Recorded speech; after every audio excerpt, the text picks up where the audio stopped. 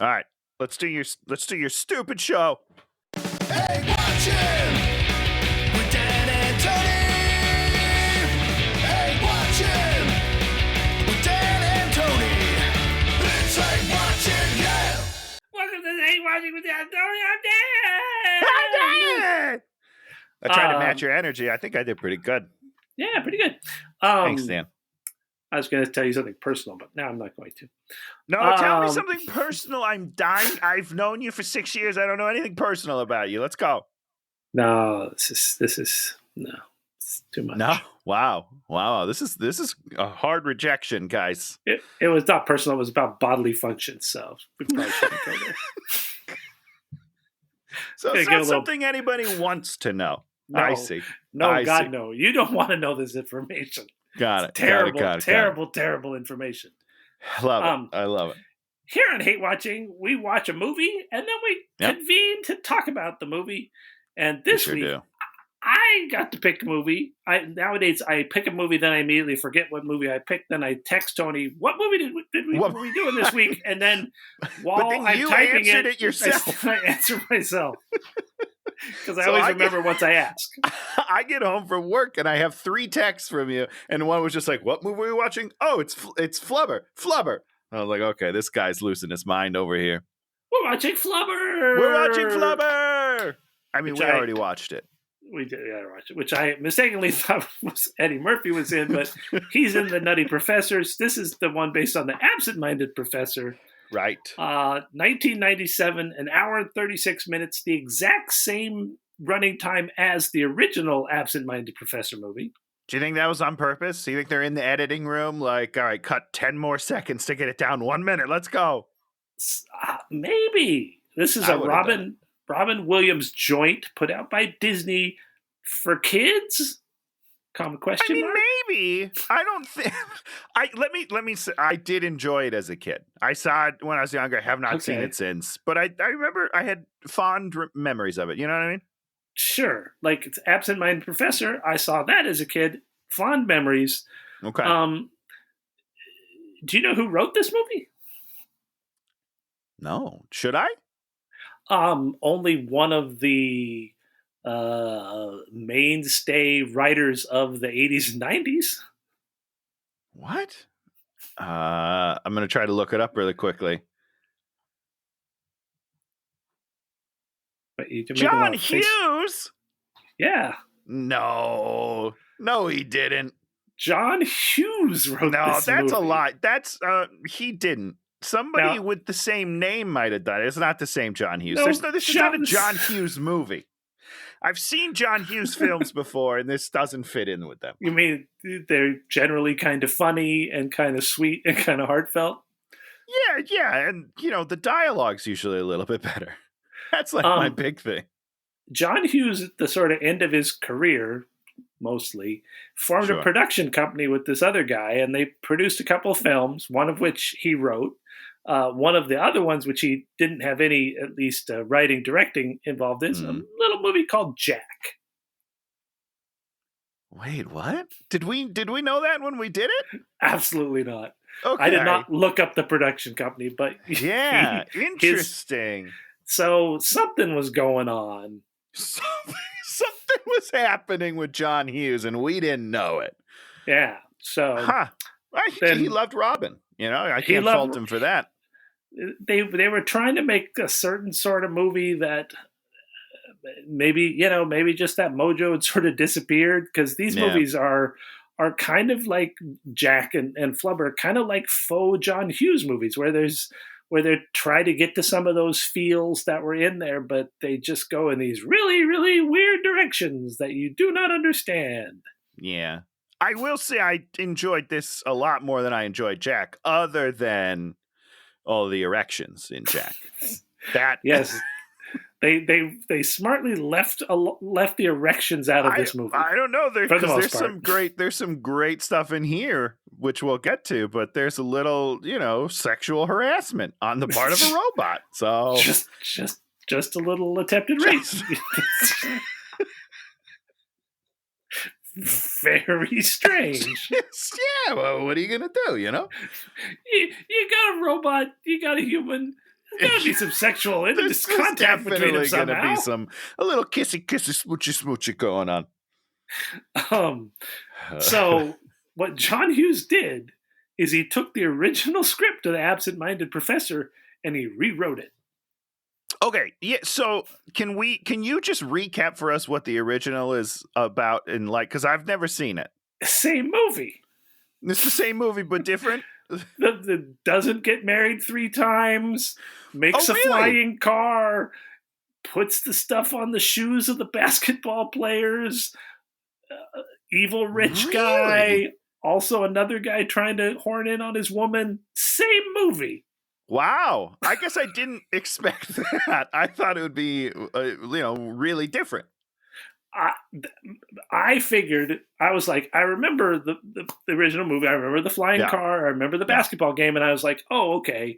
I'm sure what happened in the original. And I think he sells the Flubber flying car to Ford in that movie too. I hope it's the same company. That would be great. Yeah, that would be good if they just couldn't even come up with a new car company. So yeah, after I watched half an hour of this movie, I was like, okay, go back to The Absent-Minded Professor, try and figure out, what happened. And I'm like, these are the same movies. And the basketball game happens right in the middle of Act 2 where it means sort of nothing. Great. And the one thing that's sort of different is he puts Flubber on the shoes of the rich guy and he's bouncing up and down. And so, literally bounces up and down for 15 minutes of the movie. They leave the scene and go do stuff, and then they come back. And he's still bouncing. Then he's still bouncing, and they have to sort of rescue him. And then, in a lot of these Disney movies, what they would end was with a slapstick chase scene in a car. And there's that with the rich guy in his car, and then the Flubber car doing Flubber car things. But that was one thing they sort of got rid of in this version. I think that was a smart move, And instead, they made the Flubber sentient and made him have a sexual harassing robot. Yeah, well, listen, there's nothing wrong with that. Tony's gone again.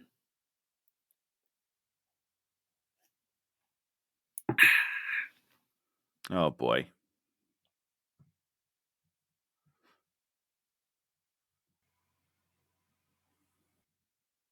Tony's back.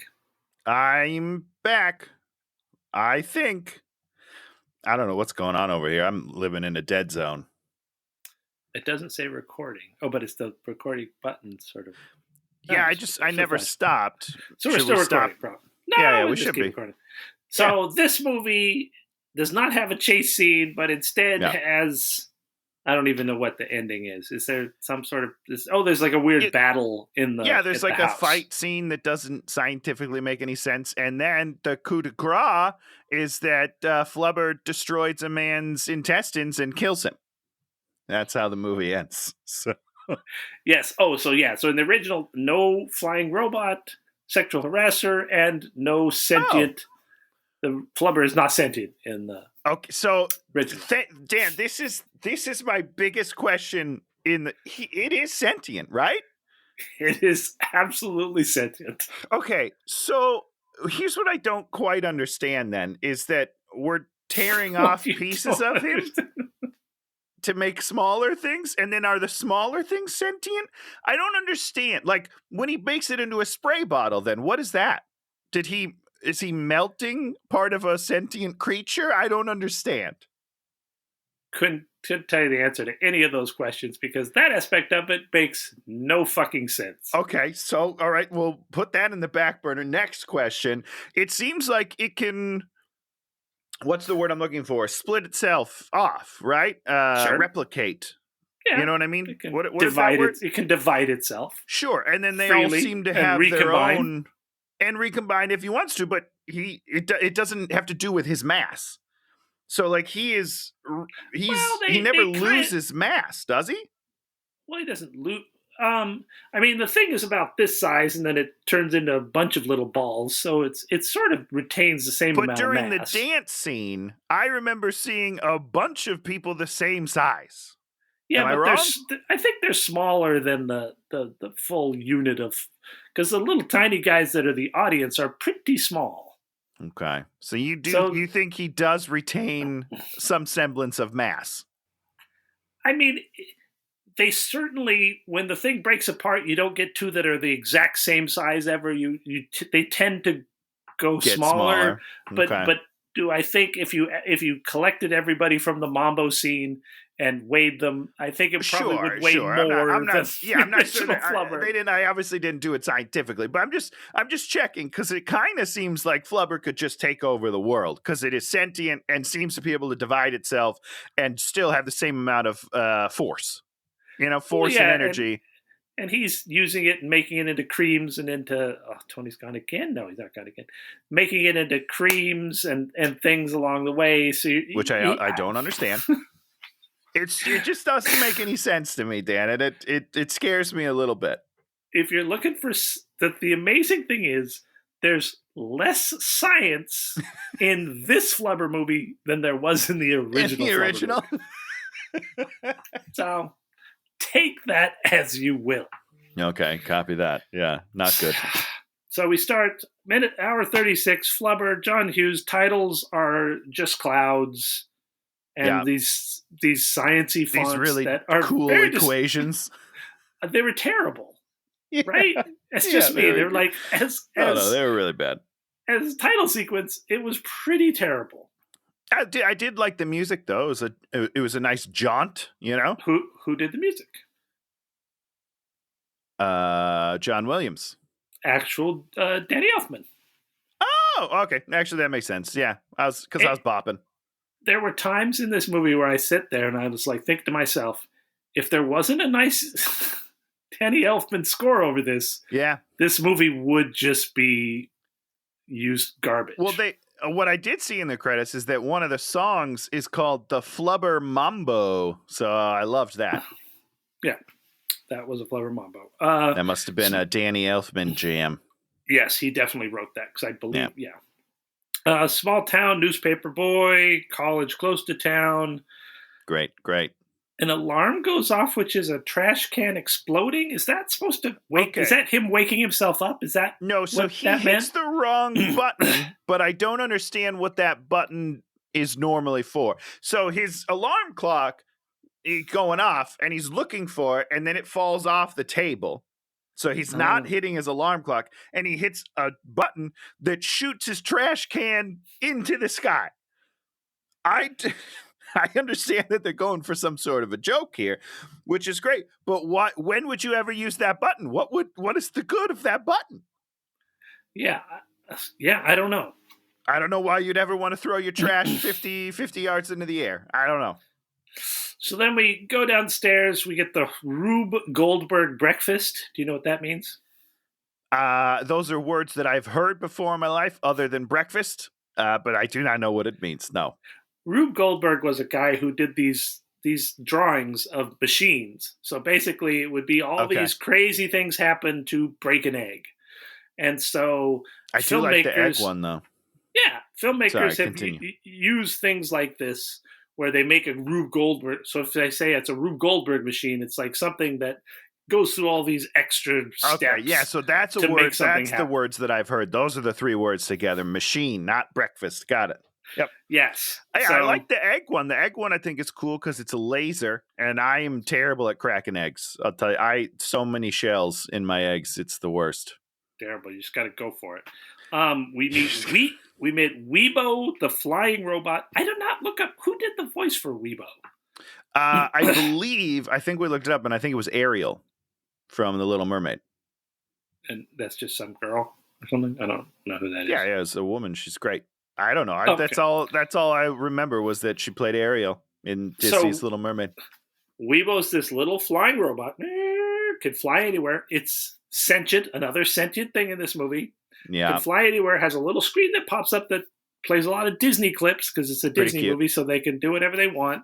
Yeah. It also sort of keeps track of what he's doing. His calendar. Yeah. And then we sort of set up that he works at a college that owes an amount of money to something, someone, maybe. I love that you think that it got set up because this blindsided me. I was like, what are you people talking about? At some point, they talk about a debt, and I was like, the college is in debt? I don't understand what's happening right now. And this was a thing that you did in old 60s Disney movies. You'd set up like this random debt that have to be paid. So somehow it's the responsibility of this professor that works there. Yeah, I don't know, man. This unknown debt for unknowable things. Doesn't make any sense. It's coming due in 3 to 5 days. Yeah, I have no idea. Huh? Now, question for you on Weibo. Yeah. Is this Princess Leia's robot from the show, from the Disney show? It looks the exact same to me. The R2D2? No, the young baby Princess Leia in the show that she was just in. Oh, I didn't watch that one. I had to turn it off. Okay, she has a robot, Dan, that I think is the exact same design as Weibo. Oh. I'm pretty sure. I'd have to go back and watch that show, but I don't want to. Obi-Wan. Sure. It was Obi-Wan. Yeah. I feel pretty confident that it's almost identical. Pretty much the same robot. Could be. I don't know. So there's also another robot whose name starts with a W also. Is this the arms?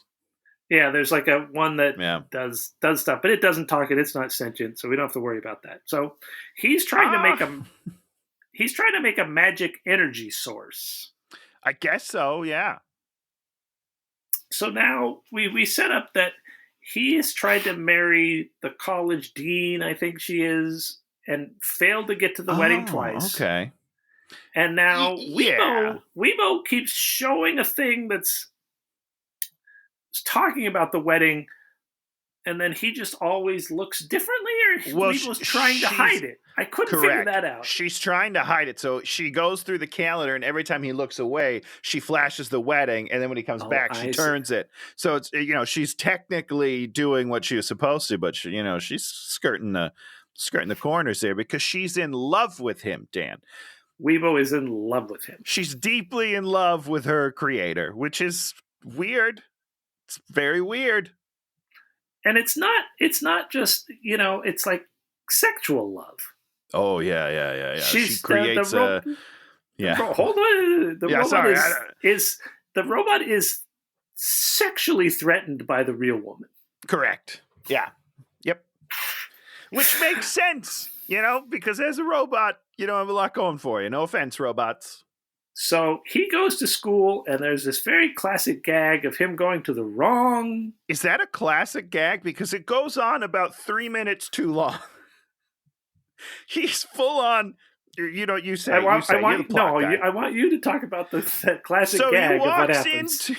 He walks into a classroom, just barging in like he owns the place, starts talking, not noticing that, there are 2 naked people right in front of him, which are the subject of an art class, we can only assume. But here's the thing, like, if he walked in, started doing it, and it was like, oh, wrong class, I would get that. But no, he goes all the way to the chalkboard, he starts drawing things on the chalkboard, and then he turns around and includes the naked people in his scenario. He's like, we'll take M1 will be the naked guy here, and M2 will be the naked lady. And what happens when they come together, doing all this other stuff? Then he goes back to the board, pulls the board, and then he's like, and this is someone else's class. How did it take so long, Dan? Comedy. No, there's something wrong with him. This is too much. It's too much, and it makes me feel, I'm like worried for him. And it was really interesting as I read some of the Amazon reviews, and one of the 2-star reviews was this movie was too racy. After that scene, had to turn it off. So he goes. Maybe they had very young children, Dan. I don't know. You know what I mean? Like, I get it. There's naked people, and he's just talking to them about them like they don't really matter. Goes to lunch with his bride. Goes and somehow can get there and have lunch with her, but her assistant doesn't know her name. Yep. So it seems like it's some sort of selective memory thing. Well, we're gonna have an explanation as to what it's about. Oh, no, at the very end of the movie. I'm gonna fight you hard on that. Because this guy wouldn't be able to function, but it's not. But it's not everything, and that's the problem. He would be forgetting his equations. He would be forgetting to go eat. Like, he would be forgetting a lot more things than just these very specific things that he forgets to make points in the movie.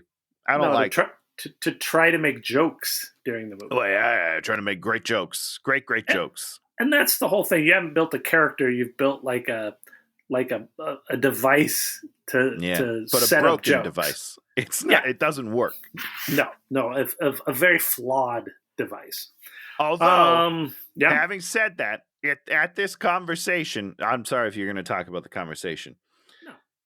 The assistant brings up the wedding, and he has no idea what she's talking about. And then she's like, and he's like, oh, my wedding. And then the fiance goes, it's tonight. And Robin delivers the next line with such sincerity that I genuinely laughed so hard. He just looks at her and he goes, are you sure? And I just fucking lost it, man. I absolutely lost it. It was I could say a lot of bad things about this movie. And I will throughout this day. The one thing I will never say is that Robin Williams isn't a fucking treasure. He's so good. And that's why in a movie like this, it just feels so wasted to me. Yeah. Oh, you're 100%. Just like, he's got so much talent, and there are moments where I almost buy this shit because he's so earnest and so sincere and so good. And he just looks at her, he's like, are you sure? So it's perfect. It's absolute perfect. Doesn't make any sense, but it's perfect. Weeble's back home watching a Shirley MacLaine movie where she falls in love with Frank Sinatra. Okay. Fools Come Running, maybe is the name of that movie. Oh, okay. Not Fools movie. Rush In with Matthew Perry, also great. Don't believe so. And interesting movie. It's very out of context, unless you know that movie. I don't know anything about it. And I was just like, does this mean anything? Nope. So now we cut and he's doing science in the lecture hall. So instead of being in a lab at the college. Yeah, he's just in his classroom. He's in his classroom doing his big experiment. And it is big, Dan. There's like a mile-long table full of things that I don't understand. Just different colored liquids, beakers. I don't understand what's happening. I don't know. He's trying to make a propulsive polymer. And then, boom, Here comes Wilson, which is like not the right name for this guy. No, not at all, but the right actor. Yeah, he comes in, and this is the guy he used to work with, but this guy stole all his ideas and made money, but now he's working for the rival school, but he wants to steal more ideas, and he also wants to steal his fiancée. Just says it very blatantly. He says, this weekend, I'm here to take your fiance and make her my wife. And I was like, well, good for you, dude. Way to just lay it on the table. You know what? Go with this guy. He knows what he wants. No subtext, just like, here's text. Not at all. Well, because it's for kids. The kids aren't going to understand subtext, Dan. They need to have a direct line of, this is what I'm going to do, and this is why I'm the bad guy. But I'm rooting for him, to be honest.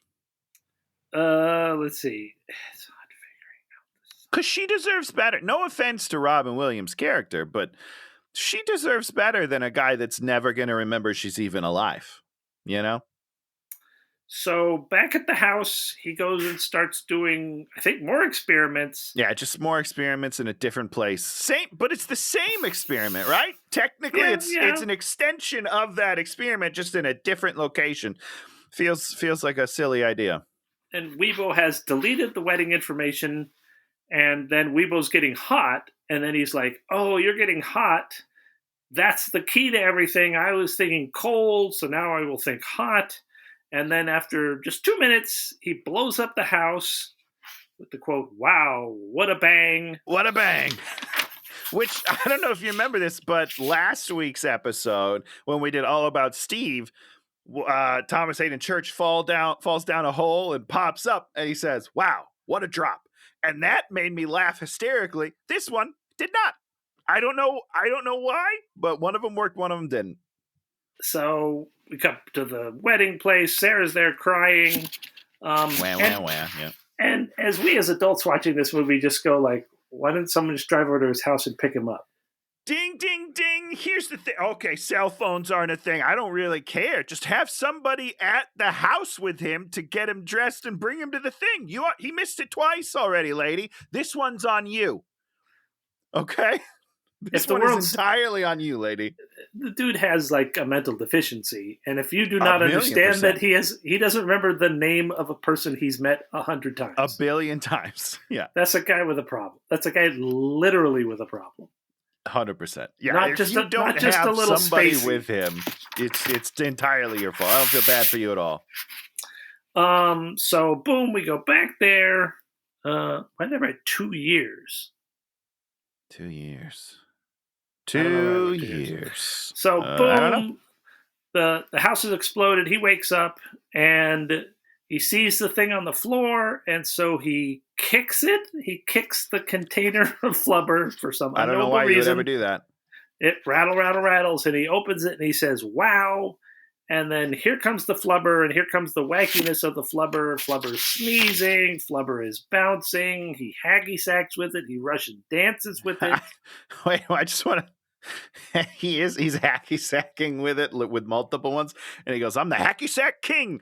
And if there's something in this movie that screams 90s more than a line saying "the hacky sack king," I don't know what it is. I used to love a good old hacky sack. Weibo takes a picture, and then it bounces away. Does he say this? It has too much free will. The robot does. Weibo says you gave it too much free will, which I didn't totally understand because I'll be honest, Flubber doesn't get a lot of free will in the movie. Flubber is taken apart and melted down into squirts. He's just slowly clipped away the entire movie. He doesn't really get a lot of choice in the matter, Dan.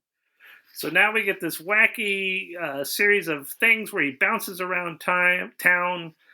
He bounces into a lady's ass. He bounces into this. There's a nice fat joke where it becomes her ass for a second, and then, oh boy, guys, the 90s. What a wild time.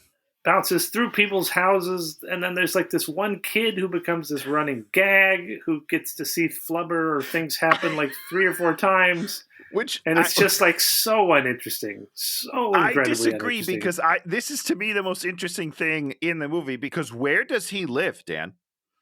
I'm going to hit that later. I want you to think about this. Maybe next door or maybe 4 miles away. But it can't be next door. Because at some point he's driving his flying car for about 5 minutes and then flies into a tree and he's right outside the boy's window. But that boy sees everything that happens at his house too. Where does he live?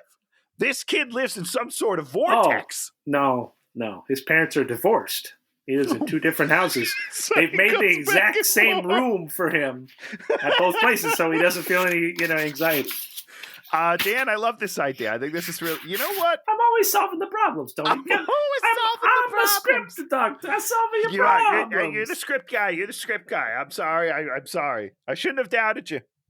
I learned from Jay Lay. All it takes is a line. Oh, they're divorced. A Jay Lay call out on the podcast. I know he's not listening, but there you go, sir. Good for you. God bless that man.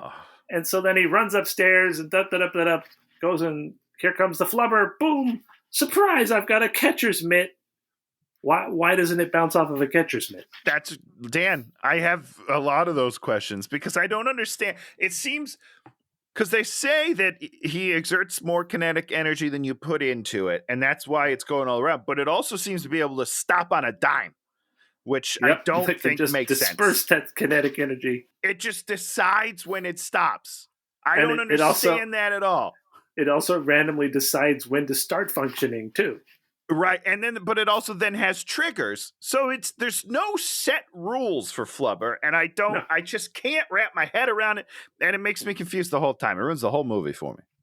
Yes, if you're trying to figure out the science of Flubber, you've come to the wrong movie. But the right podcast, Dan, solve it. And that's when he names it Flubber for flying rubber. Flying rubber. I don't know if I knew that or not. I mean, I know I didn't know it, but I'm not against it. Meanwhile, he back at the ranch says sorry to Sarah and gets a ride home or something. I don't know. Maybe he goes to the church or something. Gets a ride home. I mean, he definitely says sorry, and she says, "I don't give a shit." Maybe then he rides a bike home or something. I don't remember. Because his alarm goes off, his watch alarm goes off, and it's 6:30, and he's like, "Oh, my wedding." Oh, but then the robot is like, "Oh no, it's 6:30 in the morning the next day, you dumb," which is ridiculous. But why did his watch go off at 6:30? I don't know. Okay. Probably there's a deleted scene where we readjust his watch time. Okay, wouldn't doubt it. Right. Got it. So the next day, now he's playing with radioactive isotopes. And basically, oh no, this is when he remembers it. Oh, what's his name shows up to give her a ride home. Wilson shows up to give her a ride home. I see what you're saying. Yeah. Because he was at the wedding, biding his time to make his move. So the next day, he's got a radioactive isotope, and he's going to use that. If you put radiation into it, this is how you make it fly. Is you have to release radiation into the flubber, which very of course safe. Seems incredibly unsafe, seems very impractical for making cars fly. Well, I don't know, because you got to get a lot of plutonium in Back to the Future. That seems to work just fine. There it is. You got to seal it. So you can control it. And he sort of does a test, and it can fly. But he also kind of controlled it before, but it's fine. It's fine. Boom. How does he control it with a remote? That was my question. I don't understand. It doesn't matter. I don't understand the science. Actually, it makes a small amount of. Basically, what it is you probably have like a little lid on the radioactive thing, lead lid, and then that opens up and lets radiation out, which makes the it's like more or less. Okay, all right. So that's kind of how you could do a thing like that. That would make some amount of sense. Prove it, Dan. Prove it.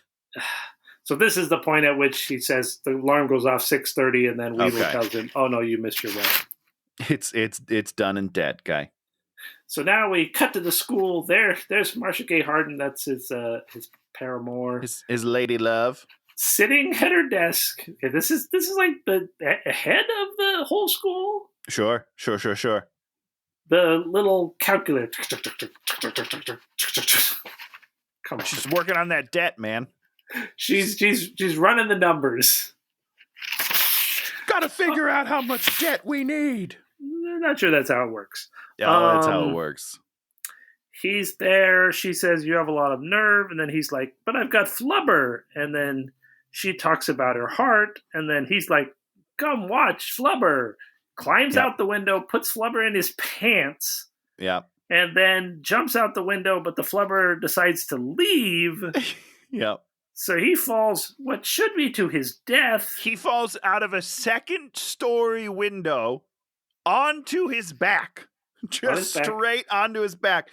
I will say, I did laugh because as he falls down, he goes like this. Ah! I don't know why. Just like a nice relaxed, I'm having fun. And then he hits the ground. No Flubber. His spinal cord is shattered. He can no longer move. But he's fine. He's totally fine. No, he's very injured. I think she looks out the window and says, "We're finished." And you're kind of like, I'm sorry, if my crazy ex-fiance jumps out a window, I don't think I'm going to say we're finished. I don't think that's the time for a wacky line. I'm like, I'll call an ambulance. No, because he just rolls over and he gets up. It's fine. Everybody knows he's fine, Dan. Now, we're going to transition to this next scene. Oh, okay. And do you know what the next scene is, Tony? Nope. This is where you meet the rich guy. Do you want to talk about the setup for the rich guy? Yeah. What happens Will Wheaton. Will Wheaton. Yeah. The interesting thing is Will Wheaton's playing the Tommy Kirk played this in the original movie. The two of them look very similar. Do they? Okay. Yeah, I mean, they look very similar. It's kind of nice. It's a really nice nod to the original. It's a callback. Movie. Yeah, I love it. I love it. So what happens in this scene? I'll try to walk you through what I remember just off my top of my head. So there's two low-level guys. Goons / henchmen, one of which is the bad guy from Silence of the Lambs. Puts the lotion in the basket. Yeah. And then the other one I also know, but I can't remember why. He's one of those guys that's in lots of movies. He's just around. Yeah, he's just around. And good for him. Good longevity. Good for you, guy. So they're there and they're like, oh, the brat's home. Let's see how this goes or something. And then the kid comes in and he's whining about how he got kicked off the basketball team because he failed grades and he's on academic suspension, which is like, that's how that works. And the dad's like, well, I didn't pay them all that money and maybe they owe him the debt. I don't understand. And then he's talking to the goons and he's like, didn't you tell that teacher to wisen up? And they're like, we told them, boss, but he either forgot or he didn't listen or something. And so like, how'd I do? and then he commands them to go get dirt on the teacher. Yeah. We gotta go blackmail him. You were sitting here going like, did I literally went back and tried to figure out if I'd fallen asleep and missed a scene where we set any of this up. I mean, I really, because sometimes I'll watch movies on some platforms, and for whatever reason, it jumps like 6 minutes. There's like, it has this, I don't know which one it is. You're watching stuff on the wrong things, okay? I'll tell you that. It's like one of the platforms, you'll leave it there, then you come back to the movie, and it will just have jumped like 5 minutes. It's like, you don't need this stuff. Let's move on to the good stuff. So you'll always have to keep going back, and I don't remember, I don't remember which platform it is. So I was like, am I on that platform, and it skipped me a scene? You weren't. No, this hits you right out of left field, and you're like, what just happened? I feel like I got to take notes just on the plot to try to catch up here. We feel like we're 30 minutes in, and we're just like, and here are the 6 more characters that you're going to really have to worry about doing stuff. You should have known all along, and if you didn't, it's your fault. Okay, so we're like, okay, all in place. Yeah, no, we get it now, except for I still don't get it. Do they owe him the money? Yeah, I think so. That's not how donations work. Well, I think that's a separate thing. I think they owe him the money, and he donated a lot of money. 2 different things. Doesn't make any sense. So the bad guys go to the professor's house. I'll give you $2 million that you have to pay back, but I'm going to give you $7 million if you let my kid pass all his classes. How does that sound? So I don't understand it. It's fine. I'm not rich. I don't understand how it works. So bad guys go to his house. He's working in the basement. They're watching through the basement window. Very well lit out that window. Oh, yeah. Weibo should have seen them instantly. 100%. Yeah. It's an all-knowing robot. She would have noticed. She kind of noticed these faces. Then he starts testing. So what he does is he picks up. So he's put the flubber into a lotion and has it in a little lotion container. And I think he refers to it as lotion. Lotion. He says lotion several times. Unscrews the top. It's greenish. It's clearly just like something they bought from Target. Yep. It's kind of greenish. When he puts it into a spray bottle, completely clear. Totally clear. Yeah. It doesn't make any sense. Did that bother you that it was completely clear? It only bothered me because I was like, well, that's just water, guys. You could have just put any food coloring in it at all, and it would have been fine. Now put a little green in there to let us know it's flubber juice. But they didn't want to do that. Juice. So he rubs it on a golf ball. What happens if you drink flubber juice, I wonder? It shoots out your ass. He takes a golf ball and then he says this line that makes me very angry. He starts rubbing it all over there. Yeah. And he says, apply it evenly over the entire surface. Tony, was it applied evenly? It's not even close. It is. He did a terrible coat job on it. I loved that line. That made me laugh a whole. Oh man, I lost my shit. No, there's goops everywhere. There's blank spots everywhere, and they show it. That's the problem. If they kept it in the wide, and he's just like apply it evenly, okay, done. But they go to like a close up of the golf ball, and it's not covered at all. So you have a line that says something that he has not done, and he has not done at all. It's great stuff. This bounces movie's the a 10 out golf of 10. ball. It bounces around, then it bounces out the window into the face of the dude. Doesn't actually make sense because it looks like it's bouncing up and down, and then all of a sudden it's going left and right. I don't understand this ball. Bounces out, hits him, and now it shoots up into the air. Which the guy's already dead because that ball's a really hard little ball that went through his skull like a bullet. So his next plan is bowling ball. Bowling ball, yeah. The golf ball didn't go very well. So what we're going to do is we're going to make it even bigger. What? Does the bowling ball... Can you even see the stuff on the bowling ball when he puts it on? So he starts right around... There's a close-up of him putting on it starting. You can see a little bit. And then he rotates it and keeps going. And the more he rotates, the less he does. Oh, got it. So he does the bowling ball... And then it goes out the window. And then we have Crook this number 2 is dead. Whole comical thing where these balls go up and down, and then they're hitting these guys and not hitting these guys, and these guys have to hide. But they're dead. The balls went up hundreds of yards, so high, and then came down. These guys are just a puddle of goo on the sidewalk right now. And then he sprays it on something, and then somehow they get it on their shoes.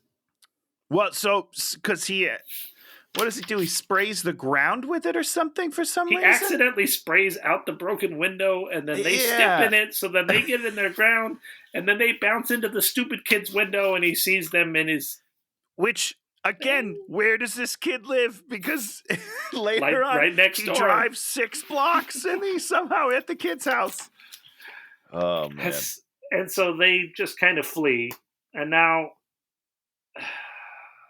he takes his car and he flubbers it up. He makes this whole gigantic thing that controls Flubber and can make it fly. In about 15 minutes, as far as I can tell.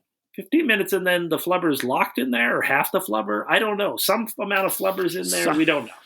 Yeah, he's torturing the Flubber. We just don't know how much of it is being tortured. So then he flies in his car, flies away because the car can fly. Being a sentient being on some level probably doesn't love being stimulated constantly while you fly it as a car. I'm just going to throw that out there. So basically he flies to his fiance's home and then just hovers like a fucking creep. No, he gets to make the joke, I'll never have to buy tires again.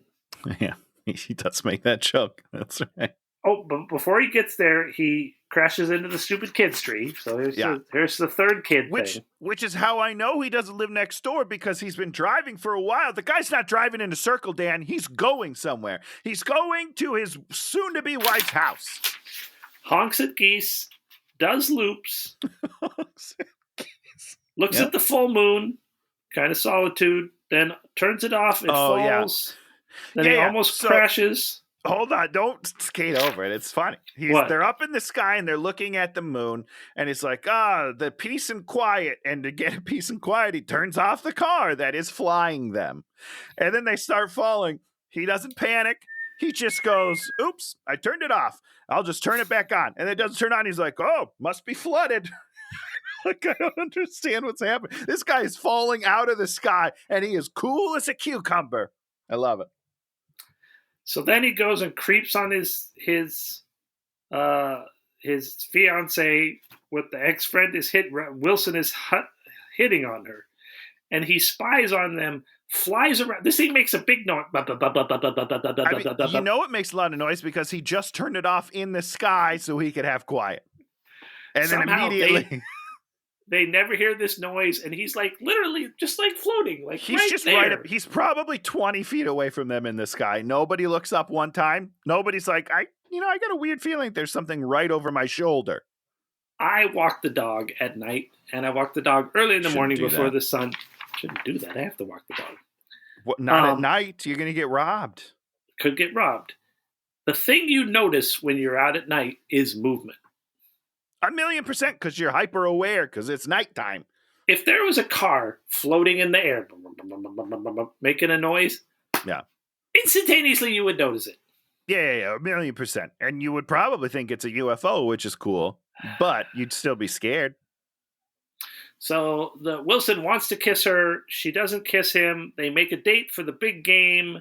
The big game. As Wilson is leaving, he takes an apple.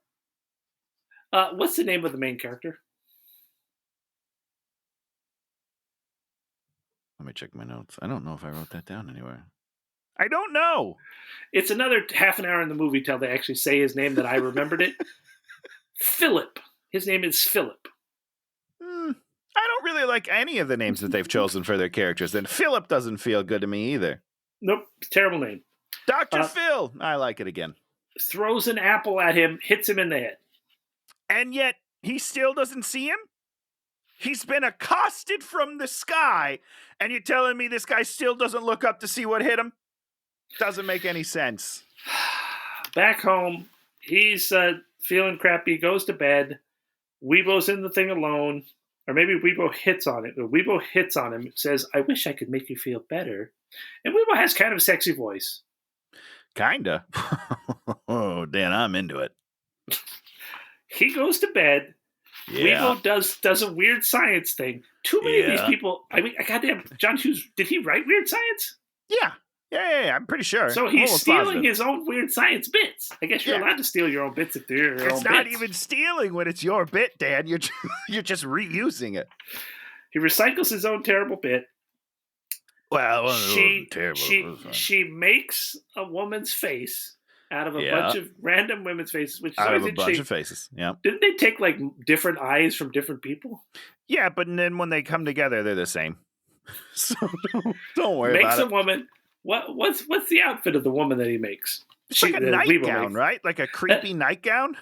It's called a negligee. Oh, sorry. It's a negligee. Very sexy. All right. Then uses her projector to project this woman in 3D space. That's where it falls apart to me, Dan. I thought she was going to make a human. I thought she was going to 3D print a human. She's going to make a body and inhabit the body. That's what I've thought too. But it's just like a weird ghost projection. You can't have sex with a ghost projection. Okay, I'm very disappointed. He goes to the projection upstairs. The projection gets into bed with him. Mounts him. Yeah.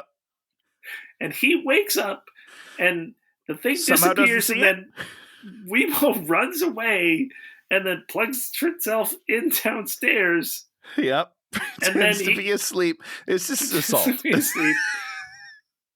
It was just so weird to have him assaulted by a half-naked lady projection. It was just what did she think was going to happen? Well, that's the thing. That's what I don't understand. There's no end game here, robot. He can't feel you. You're not going to get the satisfaction you're looking for, robot. You got to think of a plan B, Weebo. Okay? Because I'm on board. I want to be honest. I'm rooting for Weebo. In this movie, that's the relationship I want to see happen. You know, man and robot. I'm into it.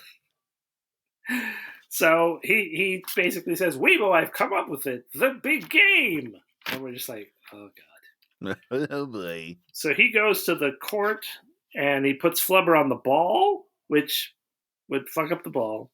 He tests it on his shoes. And then he does this whole thing where he ties himself down with a bag of sand and bounces around. Yeah, I didn't understand it. This entire sequence. And Weebo says, isn't this cheating? And he says, it's equalizing. Which is the same thing as cheating. Cheating. It's also not equal if you win. Do you understand that? Equal would mean a draw, Robin Williams. You are making it so you win. It's cheating. That's not equalizing. So the idea is to get the Flubber on the kids. He puts it on tacks. Then he sprays it on tacks. Yeah. I wrote, Weebo releases the Flubber. Oh, I guess the Flubber leaves? Well, he locks it in. He says, hey, don't let Flubber out. And then he also says no phone calls to Russia again, which I think is supposed to be a joke. Okay. So let's see. Flubber. Dan's lost in his thoughts here. Okay, so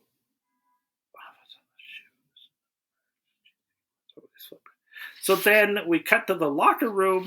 He's in the locker room, adjacent to the kids, some lockers, you know, putting tacks in all of their shoes. Why aren't they wearing shoes? They're all dressed for the game. No. They're wearing their street clothes. Are they still street clothes? They're getting their pep. That is one thing the movie did get right. They're in their street clothes, but the coach is giving the pep talk when they're in their street clothes, which makes it's not a pep talk though. This guy's talking about how bad they are. We should have had a scene where he sneaks into there and goes to their lockers and starts doing it, and then they start putting on their shoes. And there's some sort of setup where the flubber is not going to activate until something happens. He's got some sort of a timer on it where something must have to rub down or something. I don't know, but he's got to watch. He's like, and it's going to start now. I don't know. That's pretty complex. Pets on the shoes, Weevil Flubber. The evil guy is at the game. He has bet against them. Against Robin Williams' team. Yeah. Oh, has he bet against Robin Williams? Yeah, because they're playing his team. Robin's college is playing his college team. So this guy's rooting for his team, and then the lady's rooting for her team, Rutland or whatever. What? I mean, okay, whatever. Well, it's happening, all right? And then we have the Flubber Mambo dance number. Which is great. That was my favorite part of the movie. I had a great time. Doesn't make any sense. Basically, back at the lab, Weebo is there. Flubber is doing Flubber things, and they put on music, and then the Flubber dances around. For like 5 minutes. It's like a full-on dance number. I had a great time. I don't understand why it's in the movie. I don't know how that develops Flubber at all as a character. And I don't understand why Robin Williams was like, don't let Flubber out, because all it did was dance in his apartment or his house. So like it was totally fine. I don't know. So the Rutland team is losing, and then the Flubber goes, and then they win. Well, you're not going to talk at all about this crazy basketball game, Dan? Not really. We have to talk a little bit, just a little bit, because here's what's happening. It's on the kids' shoes, right? And so they are jumping. There are moments where they jump literally over the scoreboard. All the kids. All the kids. They're jumping over things. They're so high. They're jumping higher than a human could ever jump. And the other coach is like, goes to the ref, and he's like, hey, they're doing something illegal here. And the referee says there's nothing in the rule book about jumping high. Jumping too high. Jumping too high. No rule against jumping too high. Really, guy? Huh? They're jumping higher than humans can jump. That's different than just jumping high. They are clearly cheating on every level here. And everyone's just like, this is amazing. How could, yay, we're winning. Absolutely atrocious filmmaking. So the one kid starts taking the tacks out. Robin runs down there and confronts them and says words. And she's just like, He's like, oh, someone's having a problem with their shoes. Let me squirt some goo on it. What? Nobody would let you do that. So the kids, he's like, at the proper moment, you got to jump for all your life. And the kid, it's like 1 second to go, and the kid jumps, and he shoots across the whole thing, and he goes... And then? Through the basket. Through the basket. How does that work? That's not Flubber. Flubber has nothing to do with this kid fitting through a basketball hoop. Not possible. Absolutely ridiculous. His fiancée at the end of this blows him off. Yeah, I would blow him off too. This guy's nuts. Come on. In the parking lot, he tells her that he flubberized the shoes. He cheated. And then she's like, you're remarkable. And then she's like, or someone says, it's over, Philip. Go home and play with your rubber. Which is a funny line. Yeah. I don't know, man. I don't understand the love story in this movie. The rich guy is driving home, sees the flying car. Yeah, because he's not good at hiding his magic powers. Asks the kid, hey, doesn't your professor have that same car? And the guy's like, yeah. He goes, what kind of car does your professor drive? He's like, this. It's like, yeah, I know. I just saw it flying in the sky. And nobody is shocked. Here's the thing that's so weird about this movie is everyone sees this Flubber do incredible things, and everyone's just like, yeah, this is every day. Oh, it's flying outside the window of our car. Totally normal stuff. Let's find out where he lives. What's happening? This is Looney Tunes world.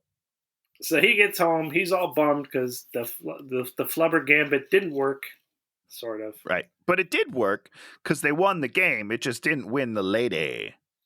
So he does this whole confession to Weibo. Wish I understood women. I wish I understood passion. I wish I understood this and that and the other thing. I love her. And then he gives the line, that Tony's favorite line of the movie. I'm absent-minded because I'm in love with Sarah. But I'm not right for her. How does that make any sense? He says, I'm absent-minded because I'm in love. Because I'm too Sarah. in love with her. But the most important, the thing that I forget the most is her. That doesn't make any sense, Dan. He's absent-minded because he loves science too much, and he's too busy doing his science to even think about this lady who no, it doesn't make any sense for the character. Doesn't really mean anything to him. It means really. I was so mad. I was livid. Because, in the end, he's more obsessed with flubberizing shoes and doing all of these 100%. Things. Even his attempt to get the lady back is him using his science because he wants to further experiment with this science. And it just happens to also coincide with the plan he has to get his lady back, but only sort of, only tangentially. None of this actually matters to her. Like, she doesn't, it's not like her whole life is riding on this basketball game, and if they win, then, oh, wow, you saved me. No, doesn't even mean, it means nothing to her. This guy's full of shit, Dan. Philip's a liar. And then he says, it's just the two of us to Weibo, and just Flubber makes three. Two of us. So right. He acts like Flubber's like another person. Because it's sentient. I don't know what to tell you, Dan. So Weibo flies over to Sarah's house. Yeah, because she had an epiphany. Outside her window and says, can I come in? You can't hear through that window. Oh, it's just a screen. Oh, it was? The window was open? I don't believe you. The window was open. It was a screen. Bounced off the screen. I don't believe you. We're not going to even go into, if you can make a sentient flying robot, like, that's worth more than... That can go anywhere. At the beginning, I thought maybe she had to stay at the house because that was like her power zone or something. She could go anywhere. She could do anything she wants in the entire world. But so what they do say, which I appreciate, is that he's like, oh, I've been trying to recreate it and I can't. She was an accident and I can't figure it out. However, here's the scary part. Now I'm jumping to the end of the movie and I apologize. Yeah. Or should I wait? We'll just wait. We'll put a pin in it. Put a pin in Weibo. So then she plays back in speech. She recorded it. Sarah kisses Weibo, and what does Sarah do? Sneaks into his bedroom. She breaks into his house and assaults him while he's sleeping. She'd be dead if somebody snuck into my house, Tony, got an inch from my face. You'd reach for your hidden bed knife that you keep right there, ready to go. Just like right in the jugular, just going all over me. Oh boy, it'd be a mess. It might even be worse because it could be a jelly knife. Tony's got the jelly knife for midnight jellying. I mean, who does a midnight jam? You know what I mean? Get a little peach on there. Sorry, so good. Your midnight jam night. Yeah, I'm sorry. I don't jelly. Dan. All right, maybe a preserve, but at least a jam. And then she just sneaks into his fucking house. It's so weird. And what's the next scene after that, Tony? I have no idea. They're flying in the car. Oh right, yeah. It worked out. What's his plan? Hold on a second. If I went to your house and you were like, Dan, come check out my flying fucking car, I'd be like, Tony, you're so full of shit. Go fuck yourself.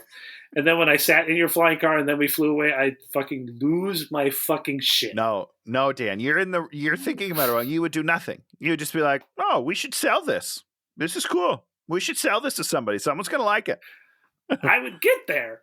Don't get me wrong. I would get there. No, actually, I would pull out a knife and stab you, and then I'd fly to someplace that I could. Yes, you're the bad guy of the movie. That's all he does. He takes my inventions. You son of a bitch! Evil industrialist. Of course I am. I hope that I survive this stabbing. You stab me, you throw me out the thing, but guess what? He falls from 3-story windows and he lives. So I'm gonna be fine. And I'm gonna come back and I'm gonna haunt you, sucker. You have flubber in your pants. I got flubber in my pants. I'm gonna bounce back just fine. The car. That knife bounces off you, stabs myself. Oh, shit. No, reverberations. But it just would keep going because you probably got flubber too, so it just stabs you repeatedly over and over. Can't believe you'd steal my invention. They're flying in the car, and he's all like, as they're flying in the car, he's like, yes, we could use flubber to make shoes. And she's like, you have a flying fucking car. He's in a flying car. And he goes, we could, look at sports would be great. Maybe some shoes. You're in a car that flies. It's the first of its kind, guy. You got to sell that shit. I wrote, the bad guys are there. I'm not selling. Oh, wait. Yes. What? The bad guys. Okay. So they go to see the bad guys. Maybe they fly to the bad guys. There's something. Somehow they interact with the bad guys, and they say to the bad guys like, "I'll buy." The bad guy's like, "I'll buy your flubber thing," and he's like, "I'm not selling." And then the next scene, they fly to Ford. Goes and sells. Yeah, and sells. I'm just like immediately sells. Yeah. I'm like, I don't understand. Why? Who do you carry? You sell to? I'm not going to sell to you because you are twisted. But I'll sell to other people that will definitely use it properly, like Ford. But he doesn't even know that guy's the bad guy, right? I guess that might be a good point. I honestly don't even know when we find out he's the bad guy. Just after they ransack his house, maybe? Well, we just know he's the bad guy because he's. Well, we know, but why does he know? Because at the end of the movie, they do go and fight them. Why would he know that he's the bad guy? I don't know. What has the bad guy done? The bad guys were outside of his place and got hit by his bowling ball, not doing anything bad to him. But I guess they do. They come and steal something, don't they? At the end. At the end, they kill Weebo. Yeah, that's what it is. They come and they break in, they kill Weebo, and then they go and fuck him. Oh yeah. Okay. So at the end, I guess he does that. All right. Yeah. So once over there, the bad guys attack the house. And Weebo tries to fight them, and they hit Weebo with a baseball bat. Yeah, which is the right move, probably, He gets back home. They've got a big fat check. And they also say they got a check that's even bigger than they could have imagined. So they didn't even know what they were getting. The Ford guy just says, here's the check. They didn't negotiate at all. And the Ford guy was like, tell you what, I'll give you $18 billion. How about that? Let's start there. They find Weebo on the floor leaking battery fluid. And then what happens, Tony? It's pretty fucked up. I'll tell you what happens. He picks up Weebo and is like, oh, she's losing energy. I better save her. All I need to do is get you upstairs, Weebo. Oh, look at her. She's so bad. We just got to get her upstairs. Oh, Weebo, I love you. If only I could get you upstairs. 30 seconds. Oh, no, you're dead. Shoot. I should have just gone upstairs immediately and plugged her in. Instead, I talked about going upstairs for 4 minutes and you died in my arms. What a crock of shit. One of my most hated things in movies is when somebody's dying in the middle of an action sequence and the person sits there and they're like, well, let's have a 45-minute discussion.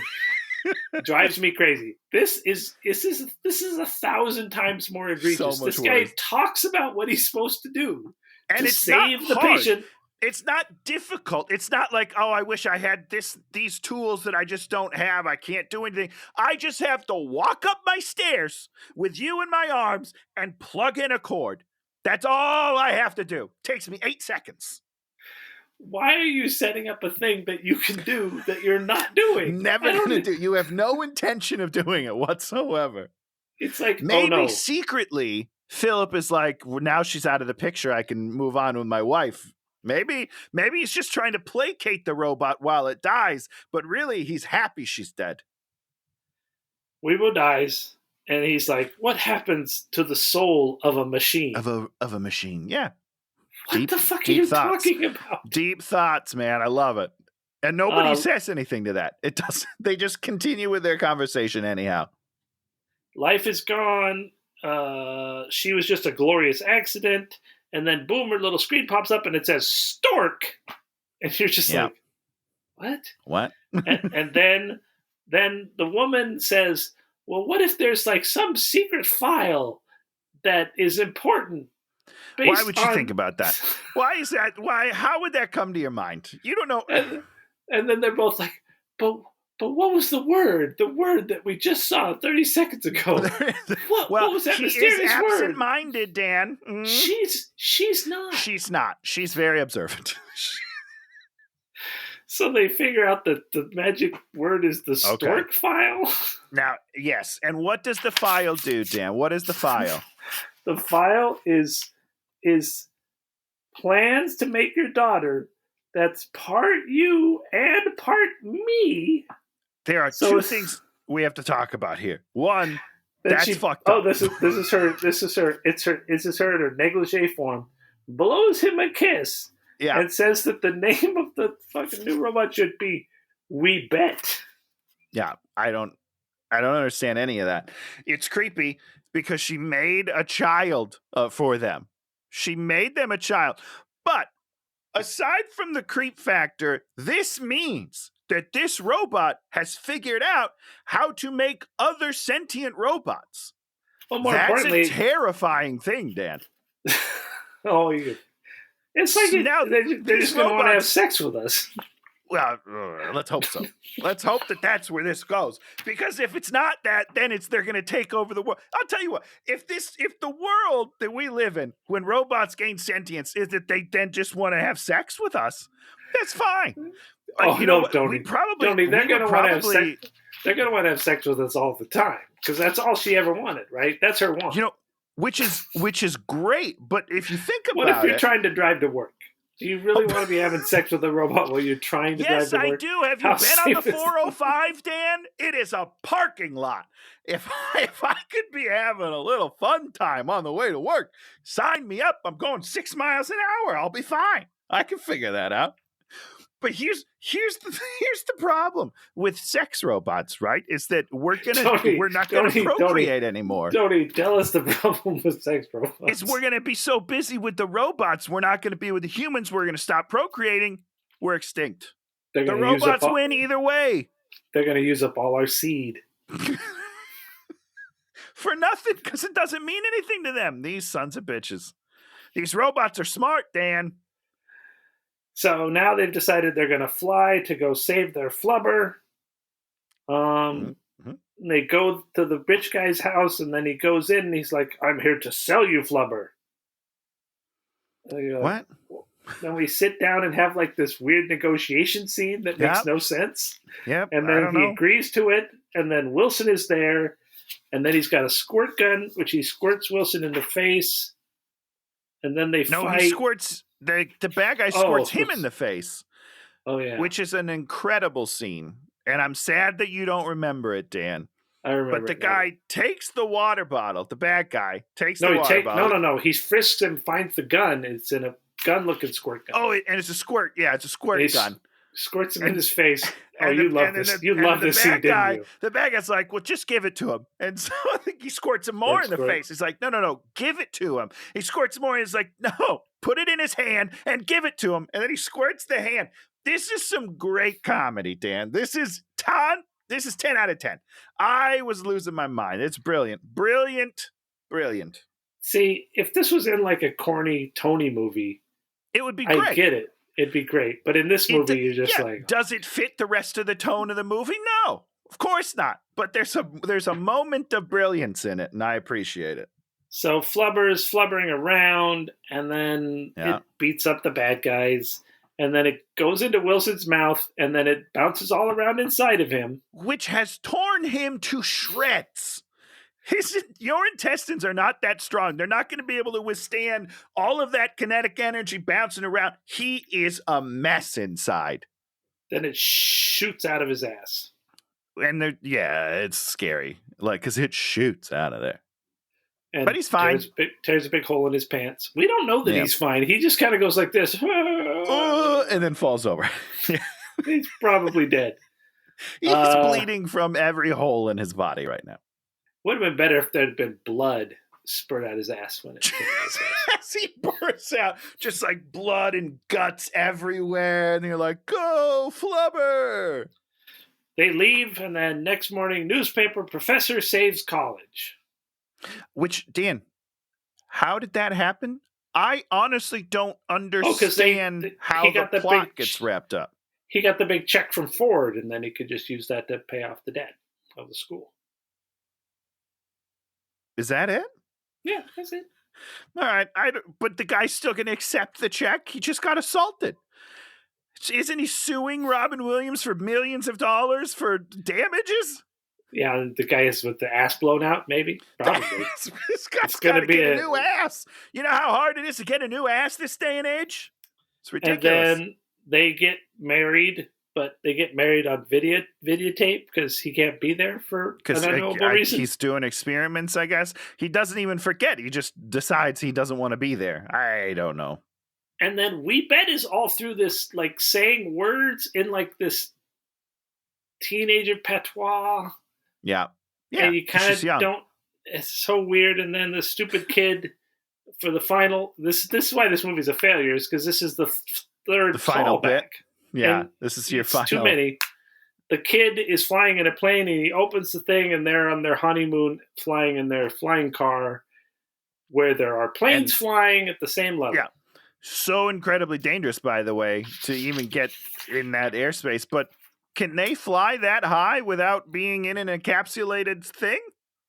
I mean, typically you're pressurized, so I don't know. I don't know. Right, and they're flying the same speed as the airplane because they are parallel to the airplane. So they're going, I don't know, a bunch of, what do they fly, knots? I don't even know how planes fly, but they're going fast. Miles per hour. Kilometers per hour. Boats are knots, right? I don't know. Yeah, boats are knots. I'm going 42 knots. That's all I know. So it's ridiculous. Yeah, you probably can't breathe up there because you can't, right? It's the whole point of the plane. Top Gun has oxygen on, doesn't he? Yeah, 100%. 100% they do. And then he unhooks it. It's great stuff. God, I love it. That's the end of the movie. This movie is nuts. This movie doesn't make a lick of sense. I love it. And knowing about John Hughes makes it actually sad for me. I agree. Knowing that it's John Hughes actually makes me enjoy it a little bit less. Because I had a good time with this movie. I laughed a bunch. I had fun. It doesn't make sense. It's not a good movie. I never laughed once. You didn't laugh one time? Not really. Yeah, you're jaded, man. You got problems. It's fine. Anything else, Tony, about the movie? No, just it's wild. It's a wild ride. Doesn't make any sense. Doesn't make any sense. And it was kind of not a big hit, so I don't think they ever made any more. I had this thing on VHS in those old Disney, like big plastic, open it up like that was awesome. Clamshell, yeah, that's good. That's good, Dan. So why don't you tell us about something else you liked this week, since you like this movie? Well, we knew it was coming. Ted Lasso, season 3. It dropped started this week. The whole thing, or just one episode? God, no, they're doing one episode at a time, and it's killing me, Dan. Only one episode is dropped. By the time this comes out, it'll be a couple, but it is killing me. So here's what I did. We watched the entire series and then watched the premiere, and as soon as the premiere was over, it's 40 minutes. And I was like, well, I guess we're starting over again. So now I'm about 2/3 of the way through the series again. So I've decided every week I'm going to watch the whole series again as we continue to grow. And then, then I'll watch it all like 12 times by the time it's over. Wait, hold on. There's 6 episodes per? How many episodes? No, there's like 12 episodes per. So you're going to watch 10. There's 10 in the first season, 12 in the second season. I don't know how many there's going to be in this one. So you're going to watch 11 hours of Ted Lasso before you watch? Every week. And then it's going to grow exponentially, not exponentially, but it's going to grow linearly. Linear? Say that word. Literally. Linearly. There it is. Like linear. Sure. Like a line. Oh, like a line. Anyhow, so that's what I'm doing. I'm watching a lot of Ted Lasso. I'm deep in it, and I love it. I love it so much. I wanted to find a show, and I was like, what show have I not seen? Click, click, click, click. And I was like, oh, this Kindred show on Hulu. Yep, on Hulu. Yeah. So I was like, I'll give that a try. Watched the first one, liked it. Okay. So I'm going to watch another one. That's it. That's the whole report. I liked it.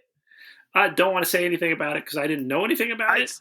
I knew that it might be science fiction. Book. Yeah. Yeah, it's sci-fi. It's based on a book that Naomi has read. I have not read it, and we're going to watch the show together and see how someone that has read it, someone who hasn't read it, feel about it. Like the idea that, okay. I was like, I thought it was going to be more science fiction-y and maybe more horror-ish. Okay.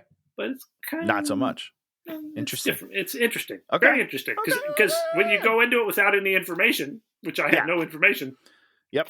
I liked that. And that'd be my suggestion. If you don't know what it is, go in with nothing, knowing nothing. And I think all right, here we go. Let's do it. Let's do it, kids. Tony, give us a movie for next, maybe 2 weeks, because we're going to take going to go back to the vaults again. Yeah, we're going to take a small break next weekend. So next episode's going to be a From the Vaults. We're just late. Which people love. Third time this year. We're pretty lazy. Here's the good thing is we have 135 episodes in the vault, so we've got plenty to miss.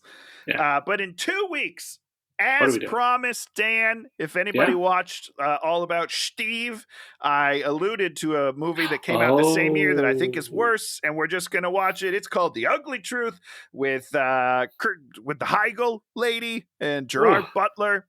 I hate this movie so much, and I haven't seen it since it came out, so I hope it lives up to my hatred. Now, my question is... Because it might not.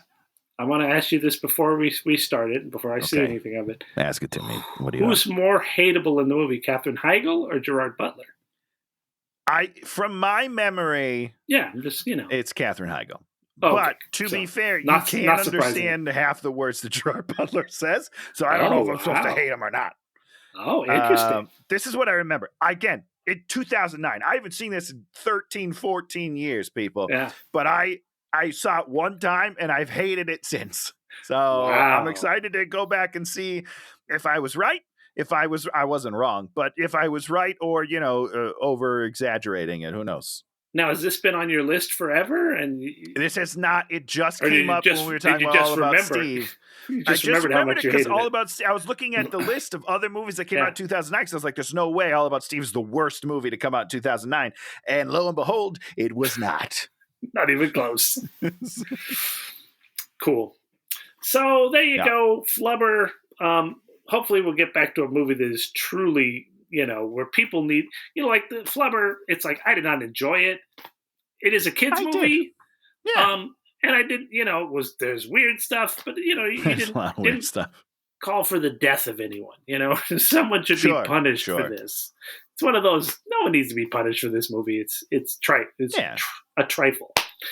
So we'll be back with The Ugly Truth, which hopefully we will have just an amount of venom for it that is unbelievable. I feel like I'm going to either way. Whether it's deserved or not, I feel like I'm going to hate it. I don't know. Tony spent 14 years, volcanically building up this hate. It's been bubbling up here. I'm ready to erupt.